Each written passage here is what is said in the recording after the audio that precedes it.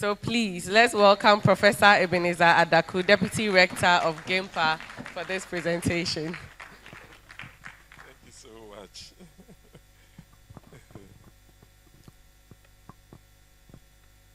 Honorable Ministers of State, fellow academics, captains of industry, ladies and gentlemen, all protocols observed. Good morning. Oh, I said good morning. It is an honor today to welcome you all to Greenhill, a beautiful hill of learning, a beautiful hill of dialogue, and a beautiful hill of public service. As we gather to reflect on one of the most urgent leadership challenges of our time, and that is how to build sustainable and inclusive growth for Ghana and the continent of Africa. GIMPA has a unique mandate, and it is to develop leaders for the public, private, and third sectors, as well as supporting management, capacity building across these sectors. Today, I want to set out a case well grounded in data and concrete examples as to why sustainability leadership must be central to the mandate and how GIMPA is stepping into this role and what we must do together, that is academia, industry, and government, to most importantly realize inclusive green growth. Ladies and gentlemen, permit me to highlight why sustainability leadership matters now. Distinguished ladies and gentlemen, the climate and development challenge is not an abstract future threat. Indeed, Ghana's greenhouse gas emission profile, energy transition, and economic ambitions show that the choices we make today will determine opportunities for jobs, health, and resilience for decades to come. Recent national inventories indicate that Ghana's emission and energy dynamics are substantial drivers of its development trade-off. Ghana's updated nationally determined contribution, NDC, bundles about 47 mitigation and adaptation measures aimed at reconciling development with climate goals.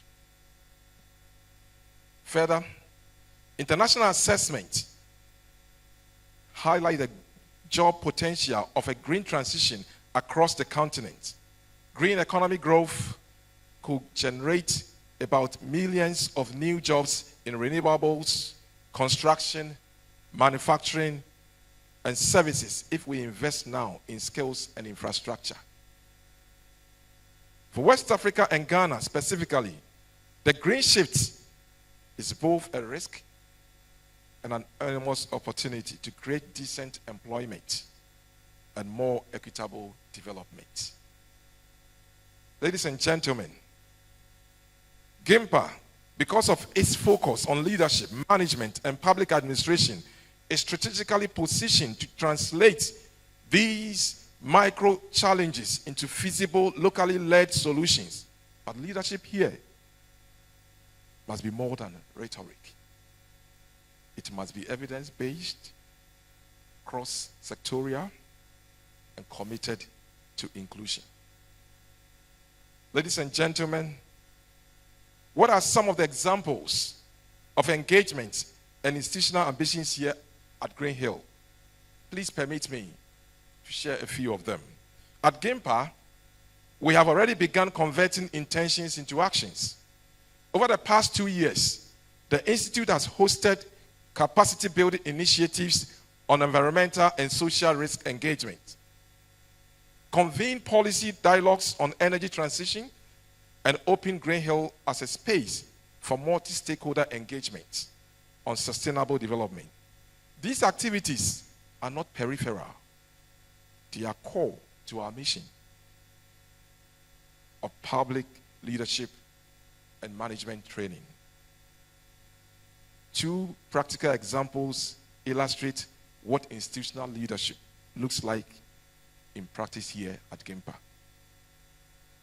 First, capacity building on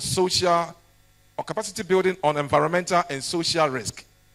GIMPA's short courses on environmental and social risk management have trained African practitioners in assessing the impact of projects and integrating safeguards in their planning, strengthening the ability of both public agencies and private developers to manage social and environmental risk on our projects.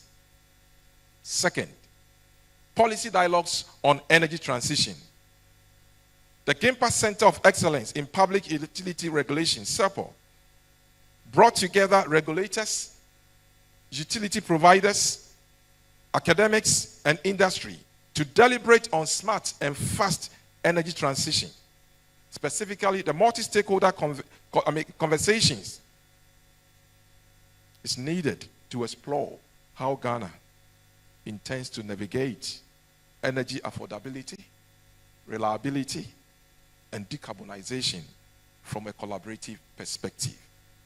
These efforts show that a university's role in sustainability leadership is threefold: to educate leaders, to convene debate, and to generate applied research that shape policy and practice. Ladies and gentlemen, one will ask, are there evidence and case studies at all highlighting what works and what the gaps are? Oh yes.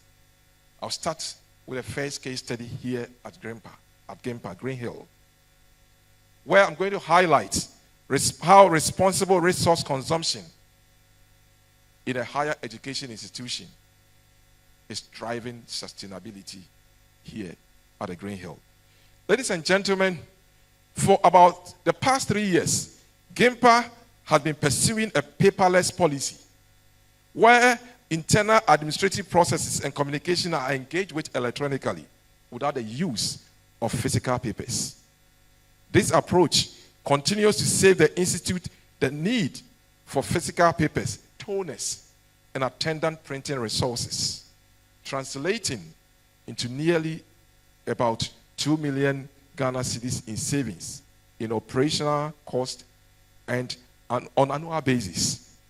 These lessons matter because as the only self-financing public university in Ghana, such savings provide the institute the fiscal space to respond to pay rise and to pay decent bonuses to staff across all levels, demonstrating a commitment to inclusive growth and at the institutional level. Ladies and gentlemen, the second case study will focus on green jobs and skills. Regional reports indicate that green economy could generate millions of jobs across Africa with a high share in renewable and skilled roles. But Ghana and other African countries currently capture a very small fraction of global clean energy finance. That mismatch underscores the need for deliberate skills planning, industry, academia, training partnerships, policy instruments that unlock private capital for local manufacturing and services. GIMPA's mandate to train managers and public leaders can be leveraged to design and run national upscaling programs required for this transition. Ladies and gentlemen, are there proposals at all for us to move forward? Yes. I'm going to be proposing a 3-pillared framework for sustainability leadership at GIMPA. Ladies and gentlemen, based on these cases and national priorities highlighted, I propose practical framework for GIMPA's leadership role. One that other universities and partners can adapt. And it has 3 pillars. 1, the pillar of knowledge and education, where we argue that it should encompass curriculum, skills, and applied research. So under this pillar of knowledge education, I will talk to you about 3 sub-pillars. Number one, integration of sustainability across curricula. Every management, public policy, and leadership program should explicitly cover ESG principles, sustainable finance, and green procurement, as well as impact measurement. Case-based teaching and deliberate internship arrangement with regulators and private sector will make the learning applied and contextual. Second, scaling of lifelong learning and micro-credentials.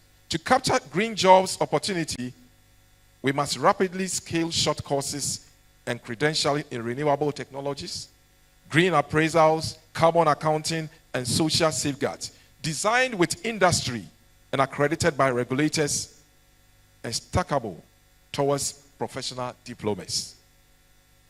Ladies and gentlemen, the third sub-pillar will be investment in applied research units. GIMPA should expand its research capacity to undertake policy-relevant research, green jobs mapping, and public sector transition planning.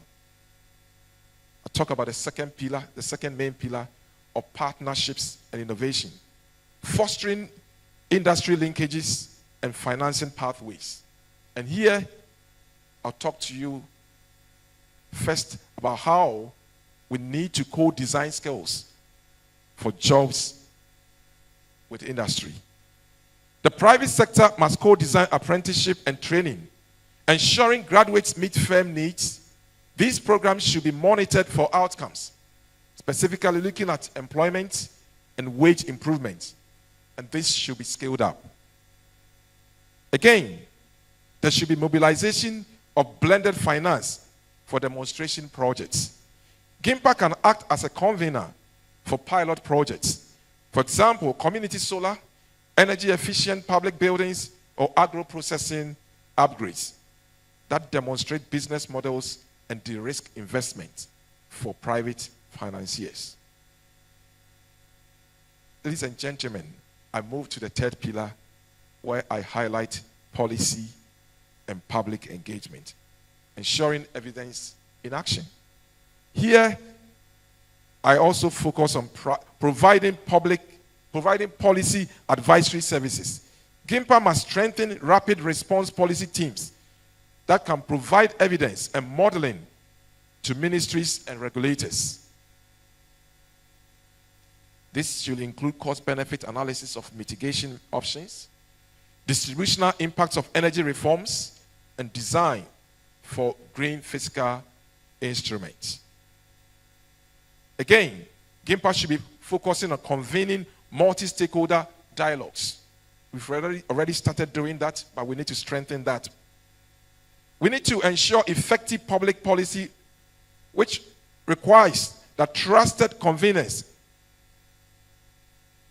of all stakeholders in the green energy space will be coming here regularly to deliberate, think about how Ghana will navigate its green transition conundrum. Ladies and gentlemen, one will ask, are there concrete proposals that GIMPA can focus on in the next 3 years? Yes, they are. Number one, GIMPA should launch a Green Leadership Academy. And these are proposals that other organizations can also emulate.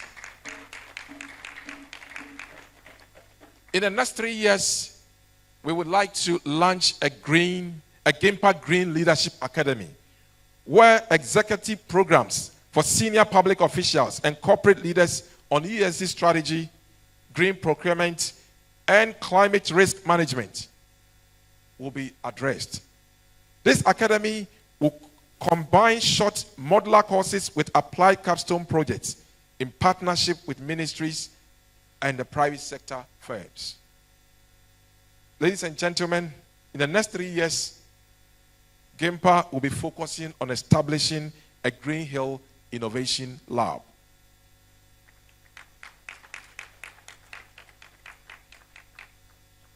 At this lab, we will produce targeted policy briefs on green jobs, energy sector reforms, and sustainable value chains, and to also run pilot projects that demonstrate scalable business models. Outputs will be open and disseminated to policymakers and the industry. Ladies and gentlemen, in the next 3 years, GIMPA will create industry-linked micro-credential pathways where we will ensure stackable competency-based courses in renewable energy project management, carbon accounting, and sustainable supply chain management designed with private sector partners to guarantee partnerships or placement pathways.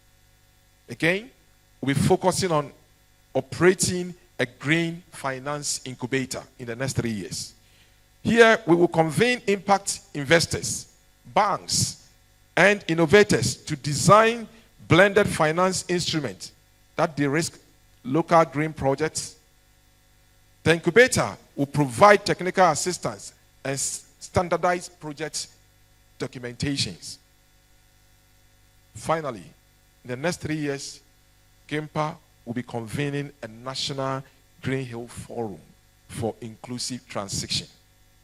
This will be an annual policy forum that tracks progress in Ghana's NDC measures, that is nationally determined contribution, green job targets, and the social impact of transition pathway, thereby producing an annual public scorecard to inform policy.